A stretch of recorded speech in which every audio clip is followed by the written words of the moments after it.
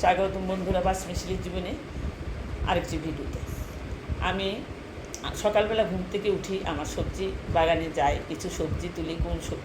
সবসময় তোলা হয় না, আজকে কিছু ডাঁটা, দুল্লু, ছোটো ছোটো টমেটো ছিল, যেহেতু গরমের সিজন খুব একটা টমেটো নেই, নিয়ে আসলাম। আজকে যদিও এই সবজিগুলি রান্না করব না, অন্যান্য সবজি রান্না করব। সকাল থেকে অনেক কাজ, কারণ গ্যাসের চার ডিস্টার্ব আমাদের এলাকায় 2-3 মাস হলো গ্যাস খুব একটা থাকে না।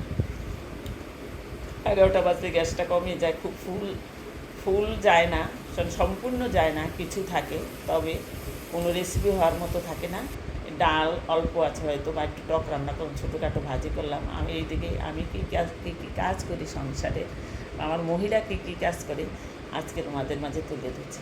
আমার যে সাহায্যকারী, সে মানে তাকে রাখাই যা, কিন্তু প্রতিটি কাজে আমার ঠিকই তার পিছন থাকবে, কারণ ওর কাজের আইডিয়া খুব কম এবং খুব একটা কাজ যে করে গুছিয়ে করতে জানে না। কারণ একটা ঘর মুছতে দিলে দেখা যায় যে ঘরের কোনার দিকে ময়লা সব থেকে যায়। আমি তাই আমার পিছন ওর পিছন আমার থাকতে হয়। প্রচণ্ড রোদের মধ্যে দিয়ে দিলাম আমের আচার, আম সত্য, কিছু কাঁঠালের বিচি শুকাতে দিলাম। উঠানের দিকে তাকানো যাচ্ছে না, এত গরম। যেহেতু আমার বাড়িতে অনেক গাছ, চারিপাশে গাছ, আমার বাড়িতে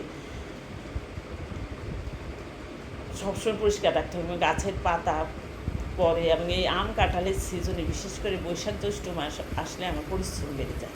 কারণ আম গাছের পিছনে অনেকটা সময় চলে যায়, আম পড়তে থাকে, আম আনি একবার রাখি, আম সত্য, আমের আচার, এগুলির পিছনে অনেক সময় দিতে হয়। প্রচুর খাটুনি যায় বৈশাখ জ্যৈষ্ঠ মাস আসলেই। আমি ইন্ডাকশান চুলায় রান্না করছি, কারণ গ্যাস কম।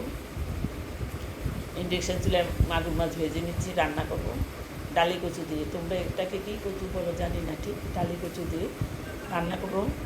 রান্নাঘরটা এখনও অগুছালো আছে, কারণ রান্নার কাজ চলছে, তার জন্য। ফোড়নে দিয়ে দিলাম কালো জিরা, তেজপাতা ও পেঁয়াজ কুচি, একটু নেড়ে আদা রসুন দিয়ে পেস্টটা একটু ভেজে তারপর দিয়ে দিব লবণ, হলুদ দিয়ে এখন ডালি কচুটা দিয়ে কিছুক্ষণ কষিয়ে নিয়ে দিয়ে মরিচের গুঁড়া, জিরার গুঁড়া, ধনিয়ার গুঁড়া, অনেকক্ষণ কষিয়ে নিয়ে মাগুর মাছ ভেজে রেখেছিলাম, মাগুর মাছ দিয়ে দিব। কিছুক্ষণ কষিয়ে নিয়ে দিয়ে দিব গরম জল। তোমরা এইভাবে মাগুর মাছ দিয়ে ডালি কচু রান্না করে খেয়ে দেখো কেমন লাগে। আমার কাছে তো খুব ভালো লাগে, তাজা মাগুর মাছ দিয়ে ডালি কচুর তরকারিটা আমার ভীষণ ভালো লাগে। আজকে রান্না করলাম ডালি কচু দিয়ে মাগুর মাছ। মাগুর মাছটা মোটামুটি হয়ে এসেছে, কয়েকটা কাঁচামরিচ দিয়ে দিলাম, দিয়ে আবারও ঢেকে দিব। দিয়ে যখন দেখবো সিদ্ধ মোটামুটি হয়ে এসেছে, এবং আস্তে আস্তে যে ডালি কচুটি আছে আমি খুন্তি দিয়ে কিছু ভেঙে দিব। তো গ্রেভিটাও একটু ঘন, গ্রেভিটা এখন পাতলা আছে। এইভাবে কিছুটা প্রায় ডালি কচুগুলি আমি খুন্তি দিয়ে ভেঙে দিব, দিয়ে তারপর নামিয়ে ফেলবো। তোমরা খাও কি না এইভাবে ডালি কচুতে মাগুর মাছ দিয়ে? খেয়ে দেখবে, না খেয়ে থাকলে খেয়ে দেখবে, অনেক ভালো হয়। তাজা মাগুর মাছ দিয়ে ডালি কচুর তরকারি খুবই ভালো হয়ে গেল, নামিয়ে ফেলবো। আর বসিয়ে দিলাম আমার গরম আসলে আমার করলা এবং আলুর এই ভাজিটা নিয়ে মধ্যে করি, সাথে সাথে ঘরের কাজগুলি, রান্নাঘরের কাজগুলি গুছিয়ে নিচ্ছি। কারণ রান্না করতে আসলে বিভিন্ন জিনিসের দরকার হয়, নামাতে হয়। এগুলি এখন পরিষ্কার করে জায়গায় মতো নিয়ে রাখছি। গতকালকে ফ্রিজে কিন্তু কিছু সবজি ছিল, লতি, ওই মাছ দিয়ে রান্না করেছিলাম, সেটা একটু জাল করে নিলাম। ইন্ডাকশান চুলাটা মুছে নিলাম। আজকে 2 চুলায় রান্না করছি, কারণ গ্যাস এই 2-3 মাস হলো গ্যাস 11টার পর গ্যাসটা কমে যায়, রান্না করতে পারি না। তাই ইন্ডাকশান চুলায় বেশি রান্না থাকলে করি, আর ছোটোখাটো জিনিস আমি গ্যাসের চুলায় করি। বেলা 1টা বা 1:30টার দিকে তখন ফুল গ্যাস আসে, তখন খাওয়ার সময় তখন আর রান্না করতেই গরম ইচ্ছে হয় না। এই আমি 10টা-11টার মধ্যে রান্নাঘরের ঝামেলা শেষ করে চলে যাই। রান্নাও করছি, এদিকে রান্নাঘরে কাজও সেরে নিচ্ছি, কারণ এইগুলি দেখা যায় আমার যে কাজ করে সেইগুলি খেয়ালও করে না, কখনো পরিষ্কার করে দেয় না। আমাকেই করতে হয়। আমি এইভাবেই কাজের মহিলাকে চালাই, কারণ কাজের লোক এখন পাওয়াই যায় না আমাদের এলাকাতে।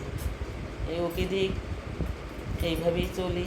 নিজে থাকলে, কাজের লোক থাকলে কী হবে, কিন্তু নিজেকে অনেক কাজই করতে হয়।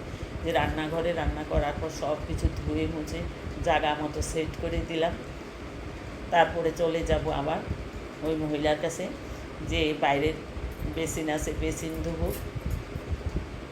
চাল গতকালকে 2 বস্তা চাল এনেছে, চালগুলি আবার রাখতে হবে ড্রামে। এখনও কাজ শেষ হয়নি, কিন্তু গরমে অস্থির অস্থির অস্থির ভাব শরীরে। মোটো আজকে কাজ করতে ভালো লাগছিল না।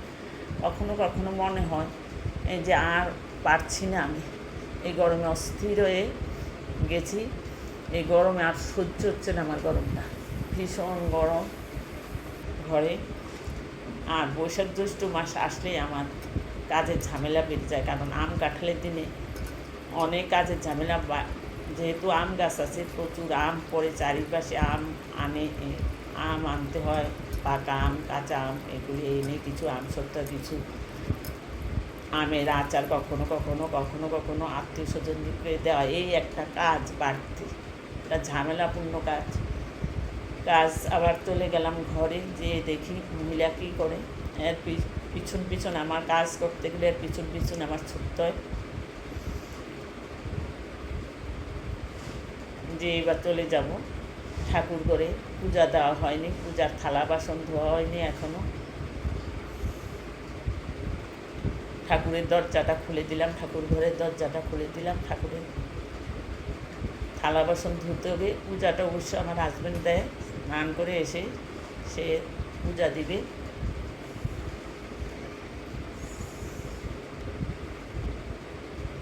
আবারও আসবো তোমাদের মাঝে অন্য কোনো নতুন ভিডিও নিয়ে।